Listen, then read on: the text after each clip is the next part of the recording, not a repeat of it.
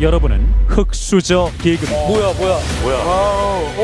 흑백 팀전 당시 육류파냐 해산물이냐 팀을 나누던 도중 다급하게 물고기를 외친 에드워드리. 사실 에드워드리의 장기 요리는 고기를 이용한 요리죠. 그런데 왜 이균형님은 물고기를 골랐을까요? 그건 바로 에드워드가 끼고 있던 이어폰에 그 해답이 존재합니다. 사실 에드워드는 흑백 요리사 촬영 이후 진행했던 한 인터뷰에서 자신의 한국어 실력은 술에 취한 초등학교 3학년 수준이라 말하며 그 때문에 귀에 통역 이어폰을 끼고 촬영을 했다고 밝혔죠. 그렇게 흑백 대전 당시 팀을 정할 때 거의 15분가량 대화가 이어졌는데 너무 많은 사람들이 한마디씩 말을 하다 보니 통역사분이 모든 걸 이야기해주기 힘들었던 상황이었다고 합니다. 그렇게 팀이 하나하나 정해지던 걸 지켜보던 우리 책사님, 아니 통역사분이 마지막에 던진 한마디, 무조건 해산물을 고르세요. 이 한마디에 에드워드는 다급하게 물고기를 외쳤다고 하죠.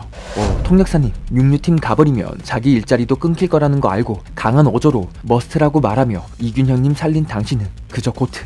물론 다른 가능성도 존재합니다. 바로 에드워드가 지키고자 했던 컨셉인데요. 에드워드는 팟캐스트 인터뷰에서 자신의 장기인 고기 요리를 하지 않은 이유에 대해 비록 내가 미국 켄터키 출신이긴 하지만 프라이드 치킨이나 계속 내가 하던 원래 음식만 하면 프로그램에 출전하는 의미가 없지 않냐는 이야기를 했죠.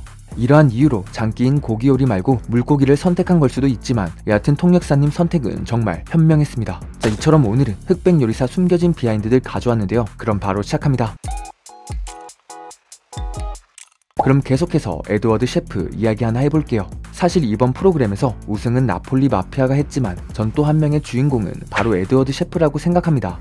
왜냐하면 무한요리 지옥에서 보여준 그의 요리는 정말 미쳤기 때문이죠. 주재료인 두부로 계속해서 30분간 다른 요리를 만들어내는 미션이었는데 에드워드가 준비한 요리 한번 보고 갈게요.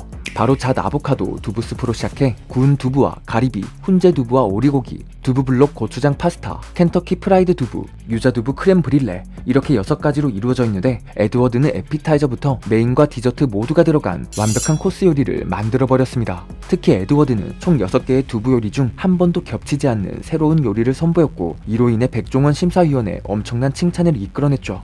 그럼 아이언 셰프까지 우승한 이 대단한 커리어의 실력자가 어떻게 이 흑백 요리사에 나오게 되었을까요? 사실 에드워드 리는 처음에 이 프로그램에 나오지 않으려 몇 번을 고사했다고 이야기했습니다. 그는 미국에서 요리쇼에 나갔을 때 매우 어려웠기 때문에 이제는 그런 쇼에 나가지 않으려고 했었다고 말하며, 그런데 한국에서 처음으로 하는 큰 규모의 요리 경쟁쇼에 저를 불러주는 것이 영광스럽게 생각돼 출연하게 됐다고 밝혔죠. 또 그의 마음을 바꾼 것은 자아 정체성에 대한 탐구 욕구. 에드워드 리 셰프는 내가 미국인인지 한국인인지 진정한 나의 정체성을 찾아가는 여정을 하고 싶었다. 또한 한국의 셰프들과 교류하고 싶다는 생각도 들었다고 말했는데 정말 사람이 마인드가 멋진 것 같네요. 진짜 나와주셔서 감사드리고 앞으로도 멋진 요리 부탁드립니다. 와 미쳤어. 오로지 맛에만 중점을 두도록 하겠습니다. 요리 계급 전쟁. 그 다음은 정지선 셰프 이야기해보겠습니다. 정지선은 넷플릭스 코리아의 한 영상에서 시청자들의 댓글에 이야기하는 시간을 가졌는데요. 사실 정지선 셰프는 레스토랑 팀전에서 요리사들 중 유일하게 짬통을 들여다보았고 그 모습은 백종원 심사위원 눈에 띄게 되었죠. 이런 모습은 시청자들에게도 강한 인상을 남겼고 정지선 또한 이를 평소 습관이라고 밝혔는데 그럼 관련 영상 함께 보고 가겠습니다. 정지선 셰프만 짬통 보는 거 너무 인상적이었음. 제가 평소의 습관이에요. 내 입맛이 중요한 게 아니라 고객들의 입맛이 되게 중요하기 때문에 들어오는 잔반을 보고 판단을 항상 하는 편이에요.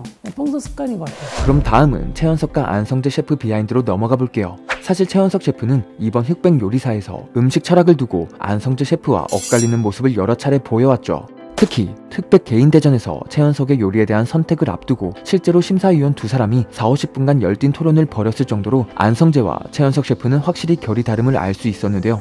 이에 대해 최연석은 한 인터뷰에서 나와 결이 정말 다른 안 셰프를 보면서 반감이 있었다. 하지만 안 셰프가 심사위원이니 그의 관점에서 보는 게 맞다며 실제로는 안성재 셰프와 사이가 좋다고 밝혔습니다. 그리고 이어서 미슐랭 3스타는 퍼펙트 해야 한다. 그래서 메뉴가 자주 안 바뀌는 것이고 새로운 걸 계속하는 저와는 다르다며 제가 심사위원이었으면 안 셰프 요리에 창의력이 부족하다고 했을 것이라며 농담까지 던졌는데 사실 최연석은 냉장고를 부탁해에서도 김풍이 창의적인 요리를 만들 때마다 호평을 하며 분하지만 정말 내 취향이다 라는 말까지 할 정도였으니 정통파인 안성재 셰프하고는 상극일 수밖에 없겠죠.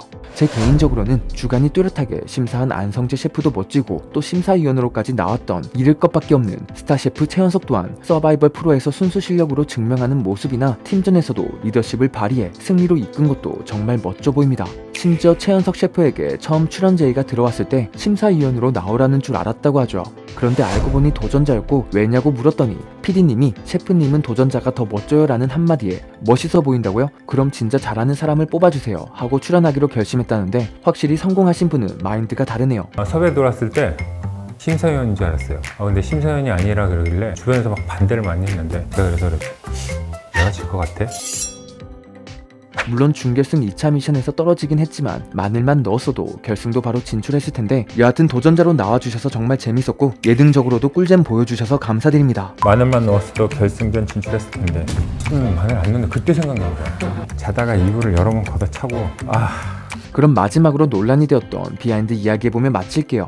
바로 트리플스타의 백종원 심사위원 무시 논란이죠. 사실 흑백요리사 초반부에서는 트리플스타가 백종원이 아닌 안성재 셰프에게 심사를 받고 싶어하는 장면이 그려졌고 트리플스타는 대중적인 음식을 주로 다루는 백종원 심사위원이 자신의 요리를 전부 다 하는 것이 가능할까 라는 의문을 가지며 무시 논란에 휩싸이게 되었는데 이에 대해 트리플스타는 정말 순수한 마음으로 알아주길 바란 것 뿐이라며 이후 알아주셔서 감사하다고 말씀을 드렸고 절대 무시하는 행동을 한 것이 아님을 밝혔습니다. 그저 백종원이 자기의 노력을 알아주기를 바랬을 뿐인 곧. 네, 맞아요. 그냥 순수한 마음으로 바라고 그걸 알아주셔서 감사하다고 말씀을 드렸는데 네, 진짜 그것뿐이었는데 무시하지 않았어요. 오늘 비하인드는 여기까지였고요. 혹시라도 제 흑백 요리사 전체 리뷰가 궁금하시다면 이후 나오는 최종 영상 링크 타고 들어가서 봐주시면 감사하겠습니다. 마지막으로는 요리하는 도라이 비하인드 보며 마칠게요. 저는 매드무비였습니다. 잠시나마 즐거운 시간 되셨으면 좋겠네요. 처음에는 싸가지 없다 생각했는데 백종원 대표님이 사바형 소스를 맞추니까 놀라는데 그 표정이 너무 귀여워 뽀짝함. 이걸 어떻게 하냐고요. 어떡하냐고! 넷플릭스가 모은 사람들이에요. 다 잘하는 사람이라고 생각하시면 돼요. 올림픽 출전해서 우리나라 대표 나갔는데 꼴등하고 왔어. 비난하시면 안 돼요. 그 사람 우리나라 1등이에요. 여기에 100분 나오신 분들 다 음식 열심히 하시고 존경받아도 되는 분들이라 이분들의 그 도전 정신을 박수 쳐주시고 이분들의 요리들이 많은 분들의 입안에서 행복을 전할 수 있으면 좋겠다라고 생각합니다. 고맙습니다. 누가 내 음식을 판단할까? 누가 감히? 안정재 셰프. 준비되셨어요? 맛에만 중점을 두도록 하겠습니다. 요리 계급 전쟁 흑백 요리사.